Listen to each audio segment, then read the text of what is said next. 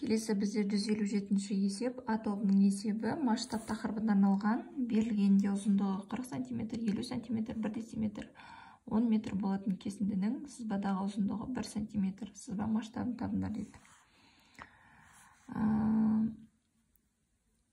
Ұзындығы бізде 40 см дейді. Бұл бізде шынайы мәлімет, сонда 40 см болады. Жердегі мәні. Сызбадағы, картадағы десе, ол бізде үстіне жазылады, бөлімі сызба деп қойын. Ол бізде 1 см екен. Енді осының масштабын табуымыз қажет. Балдар естерінде болсын, масштабты табу үшін суреттегі мәнді жердегі шынайы мәнге бөлеміз. Сурет, сызба, қағаз, газет десе, ол бізде алымнан түседі. Жердегі нақты мәні ол бізде бөліміне түседі. Енді біз осыған қоя саламыз. Суреттегі мәні бізде 1 см, жердегі мәні 40 см. 1 бөлінген 40, оны 1 бөлу 40 деп осылай жаза саламыз. Енді екіншісін көрейік. Екіншісі бізде 50 см дейді. Оның масштабын табу үшін 1 бөлінген 50 см деп жазамыз. Ол деген сөз 1 бөлу 2. Үшіншісінде 1 дециметр дейді. 1 дециметрді біз сантиметрге айналдырамыз. Бірдің 1 дециметрге қатынасы 1 дециметрде 10 сантиметр бар, я? Сонда 1 бөлінген 10 деп жазамыз. Төртіншісінде 10 метр. 1 бөлінген 10 метр дейміз. 1 метрде бізде 100 сантиметр бар, я? Сонда артына 2-ні өтірге саламыз. 1 бөлінген 1000 болады. Келесі 158-ші есеп, масштабы 1 бөлінген 100 000, 1 бөлінген 50 000, 1 бөлінген 25 000, картада жер бетінде 1 километр қашықтық неше сантиметр кесіндімен кескінделеді дейді. Біріншісі, масштаб берілген 1 бөлінген 100 000. Енді жер бетіндегі мәні берілген, жер бетінде бізде 1 километр екен. Енді осы кескінделген, яғни алымындағы сызбаның мәнін тап дейді. Пропорция құрамыз, x тең, сонда 1 километрді 1-ге көбейтеміз, 1 километр болады, бөлімінде 100 000. Километрді сантиметрге айналдырамыз, артына сонда 5 0 түркеміз, 5 бөлінген 100 000. Так, нөлдерді қысқа шереміз, 3 0, 3 0, 2 0, 2 0, сонда 1 болады. 1-ді 1-ге бөлеміз, 1 сантиметр болады екен. Енді екіншісін шығарайық. 1-дің 50 000-ға қатынасы. X бөлінген 1 километр деймін. Осы жерде X-ті табу үшін 1 километріміз артында 5 0 болады. 5 бөлінген 50 000. 3 0 кетті. 10-ды 5-ке бөлеміз, 2 сантиметр екен.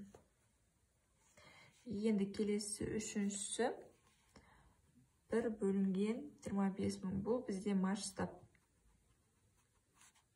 X-тің 1 километрге қатынасы.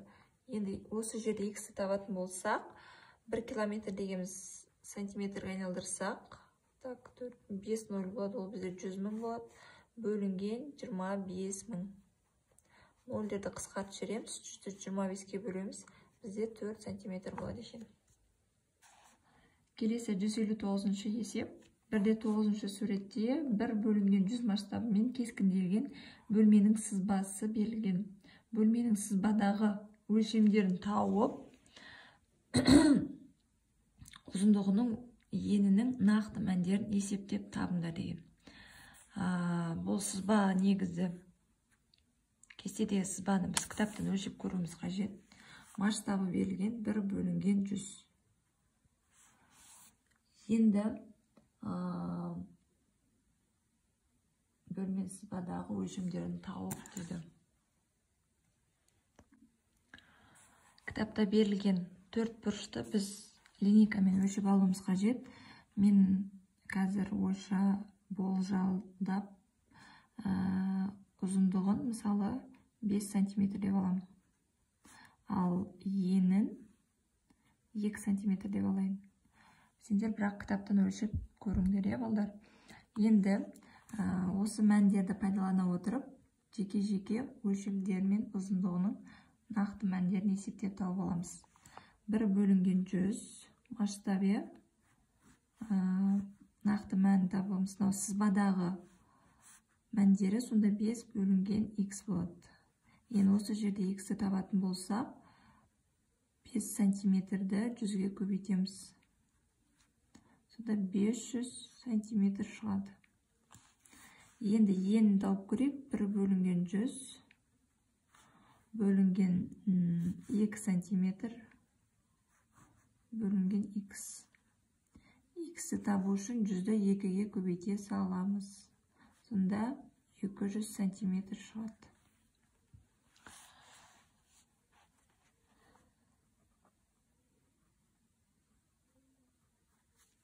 Келесі 161-ші есеп. 1/10 суреттегі картадан Астана мен Қарағанды қалаларын қосатын кесінді ұзындығын өлшеңдер. Картаның 1 бөлінген 7 миллион масштабын пайдаланып, Астана Қарағанды қалаларының жер бетіндегі ара қашықтығын табыңдар деген. Бізде жанында сурет тұр. Астана мен Қарағандының ара қашықтығын линейкамен өлшеп аламыз. Масштаб берілген 1 бөлінген 7 миллион. 7 миллионда 6 нөл болады. Енді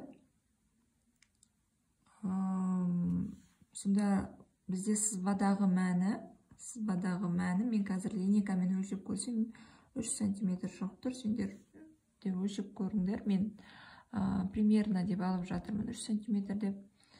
Енді осының шын мәнін табуымыз қажет. Ол үшін пропорция құрамыз. 1 бөлінген 7 миллион тең дейміз. Сызбадағы мәні алымына түседі деп айтқанбыз, бөлінген x. Енді осы жерде x-ті табатын болсақ, 3 сантиметрді 7 миллионға көбейтуіміз қажет. Сонда бізде 21 миллион сантиметр шығады екен. Бұны енді километрге айналдыратын болсақ, 1, 2, 3, 4, 5, 210 километр қашықтықты құрайды екен.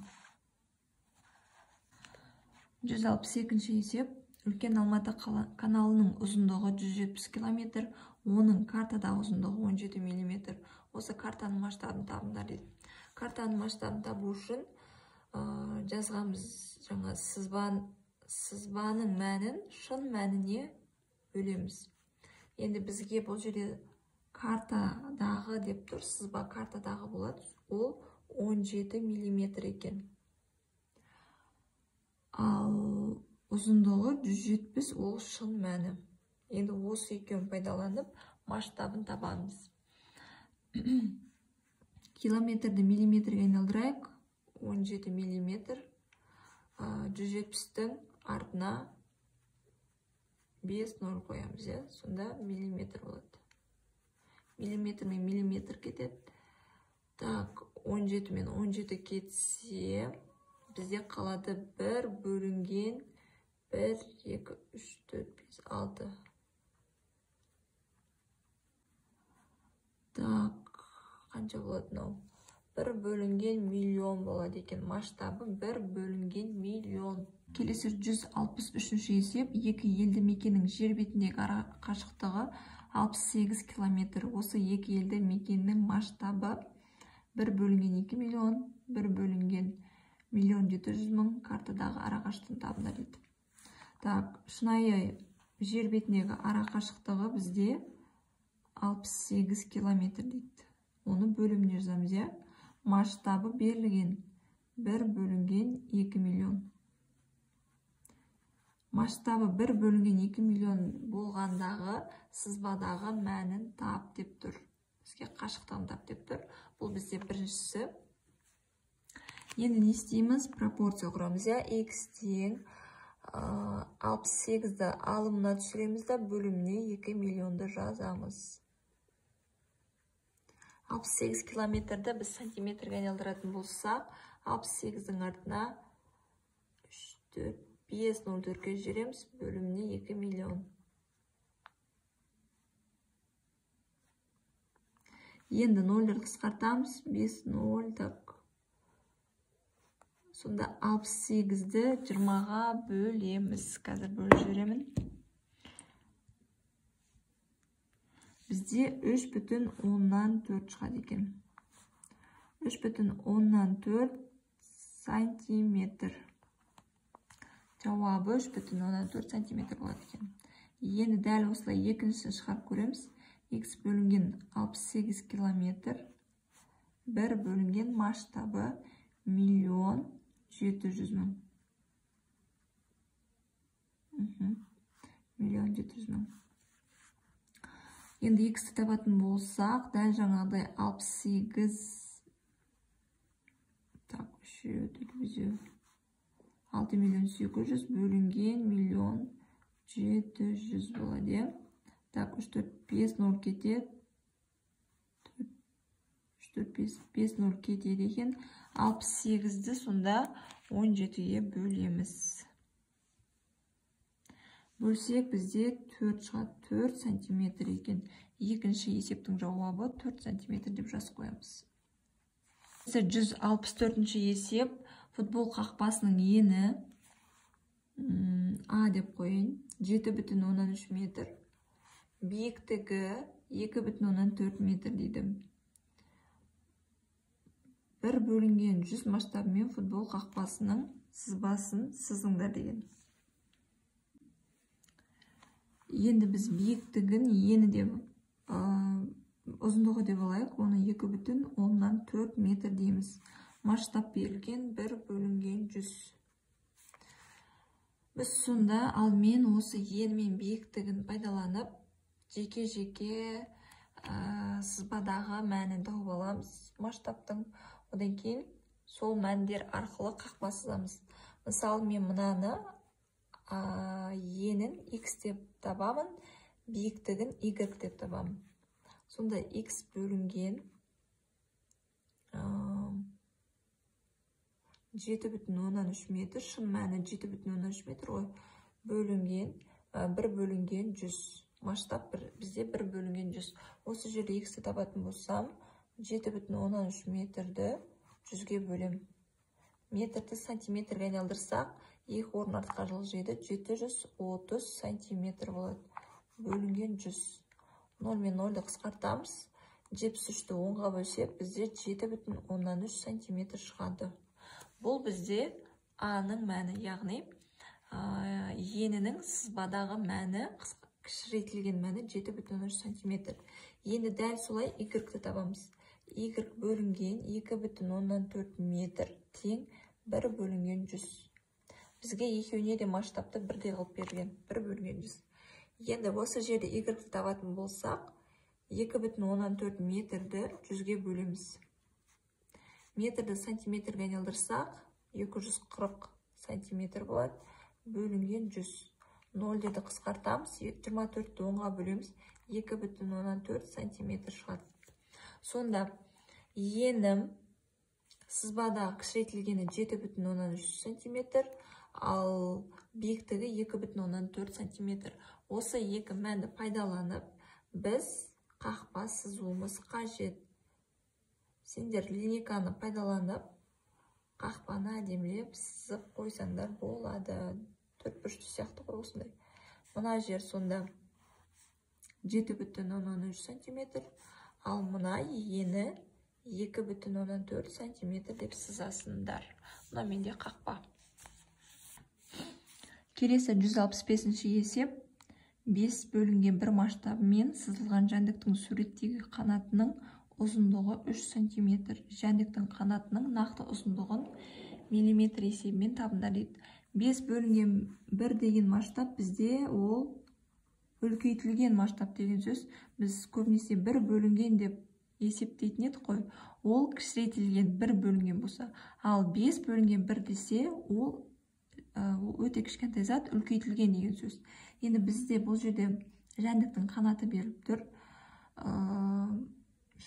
Ұзындығы 3 см дейді. Сонда былай болады. 5-тің 1-ге қатынасы тең нақты мәні суреттегі қанатының ұзындығы дейді. Ол бізде 3 см. Нақты мәні табуымыз қажет. X-ті табу үшін 3 см-ді 5-ге бөлуіміз қажет. Сантиметрді миллиметрге айналдырсақ, бізде 30 мм болады. 30 мм-ді 5-ге бөлсек, 6 мм шығады. Сонда берілген жәндіктің қанатының ұзындығы 6 мм деп жазып қоямыз.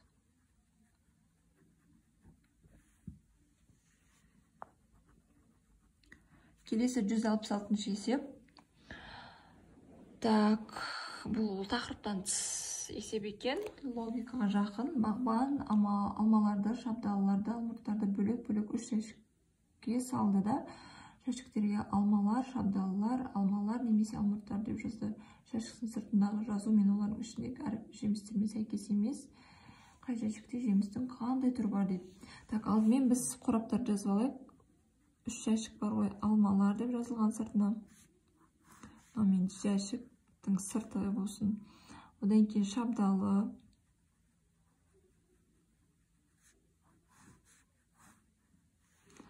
Одан кейін алмалар, алма немесе алмұрт деп қойын. Енді бізге айтып тұр, осы сыртындағы жазу мен ішіндегі жеміс сәйкес емес дейді. Сонда алмаларға мынаған сонда шабдалы деймін. Шабдалы. Мынаған алмұрт деймін. Сыртында шабдалы деп жазғанмен ішінде алмұрт.